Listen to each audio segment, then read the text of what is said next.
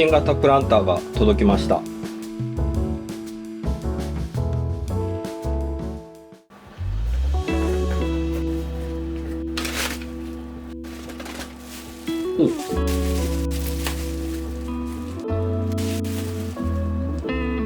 お、すごい。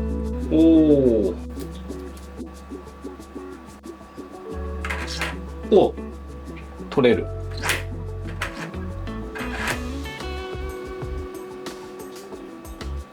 細かい。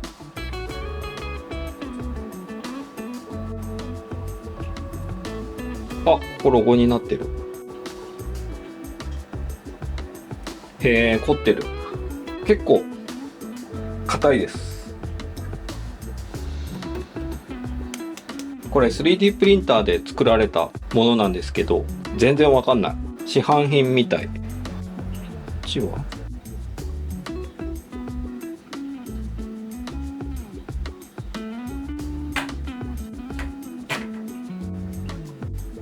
10センチぐらい。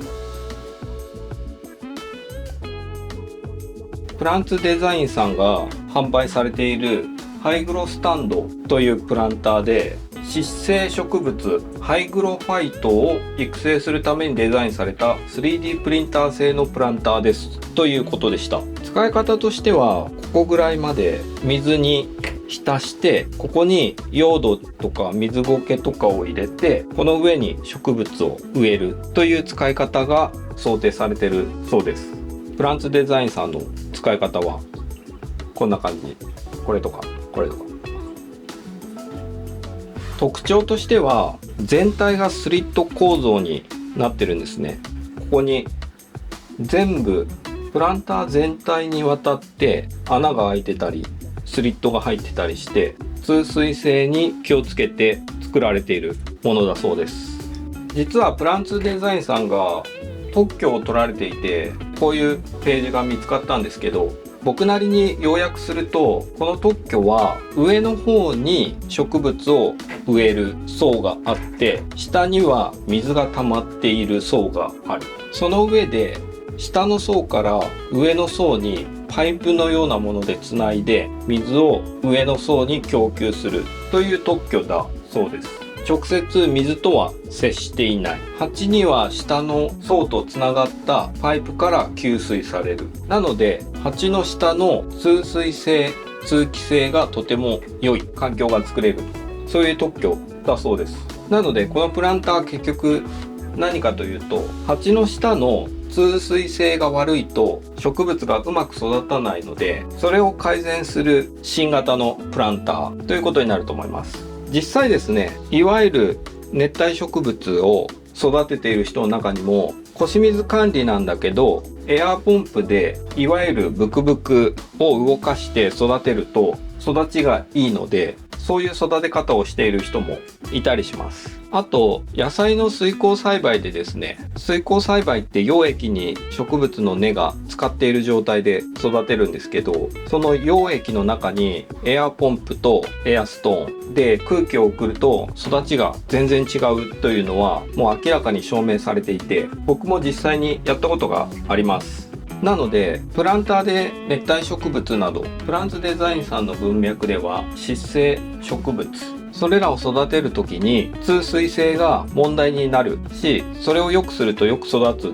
という仮説は合ってると思います。で、水耕栽培のところでも言ったんですけど、空気を送ると良いというのは、つまり根に空気がたくさん行くといいっていうことなんですね。なので通水性を良くすると何がいいかというと、根に空気が行きやすい。あと止水域がなくなるので、苔が生えたりそこの水苔が調子が悪くなったりっていうのをしづらいっていうのはあると思います。で、実際プランツデザインさんも過去のブログにこういうことを書かれています。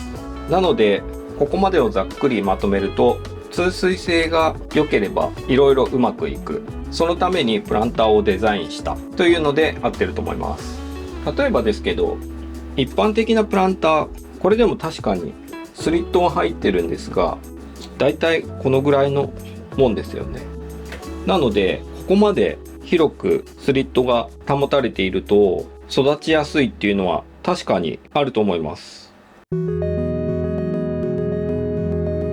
実際に植物を植えてみたいと思います。これはアヌビアスチリハラペーニョという植物で、アヌビアスなんですけど細葉で、チリって書いてあるけどチリなのかな、本当かな。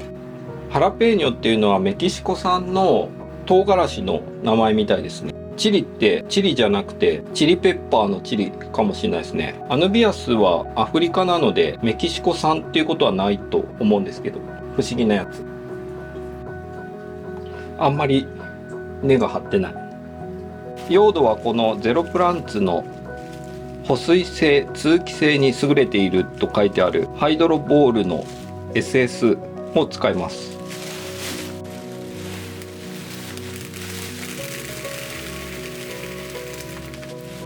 あとはアヌビアスは基本的にはそんなに栄養いらないんですけど、アマゾニアをちょっぴり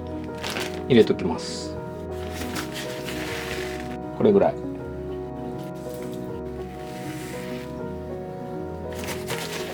もうちょっと。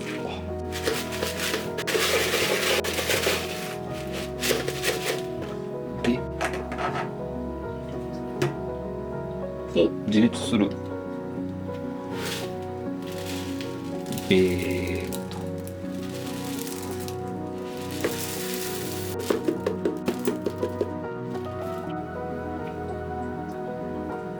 アヌビアス用土に植えてもいいんですけど、活着性なのであんまり土にこうギュイッと埋まってると、実際に木に活着させようと思って取ってきた時に使いづらいので、この石みたいな成分にしてみました。基本石に乗せといてもいいぐらいなんで、もうちょっとこ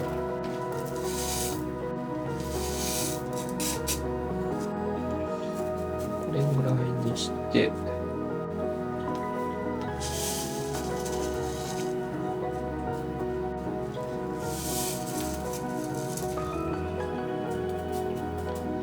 こんなもんだろ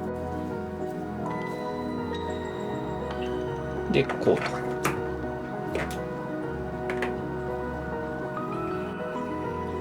でサイズ的に横幅10センチぐらいあるんで、15センチの水槽がいいと思います。今ちょうどいいのがないので贅沢にスペリア使います。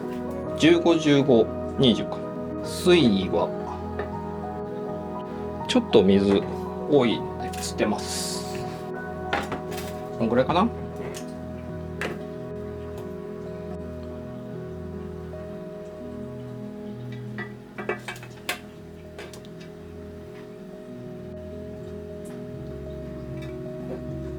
あ、ちょうど良さそう。これで完成です。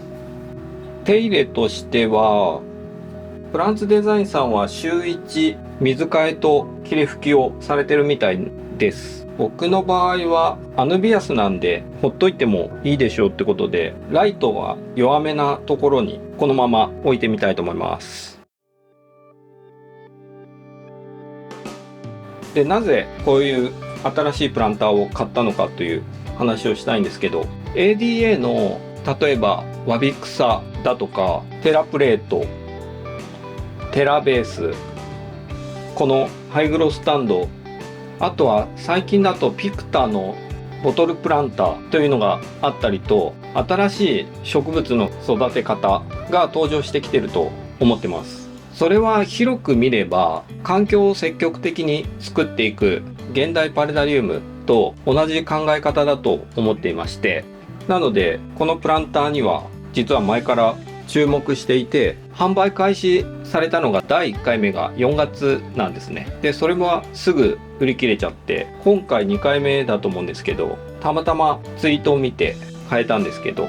だいたいそういう新しい植物の育て方を前提にしたプロダクトには、裏に植物の育て方との新しい向き合い方があるんですよね。簡単に言うと新しいコンセプトがあると思ってます。でそのコンセプトからこのプロダクトは何を考えて、どういう課題があったりとか、どういう実現したいことがあってそれを作ったのかというのを紐解くと、パルダリウムにも応用できると思ってます。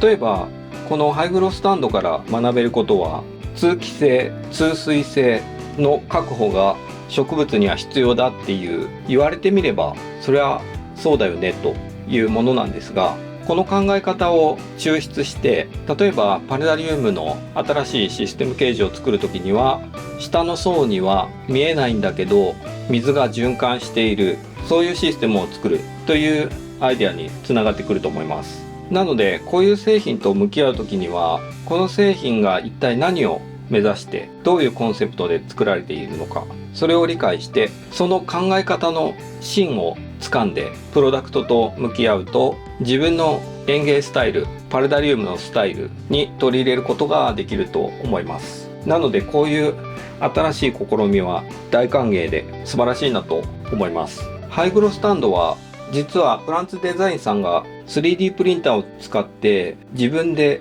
いわば手作りで作られているので、そんなに100個200個量産できるようなものではないのでなかなか入手するのが難しいかもしれませんけど、こういったプロダクトを手に入れて自分の園芸スタイルを広げるヒントにしてもらったり、単純にこれまでうまく育たなかった植物が育つようになるだけでも随分楽しいと思うので、ぜひ挑戦してみてください。販売はご自身のショップでされているので概要欄にリンクを貼っておきます。だいたい4000何百円ぐらいだったと思います、送料入れて。じゃあバイバイ。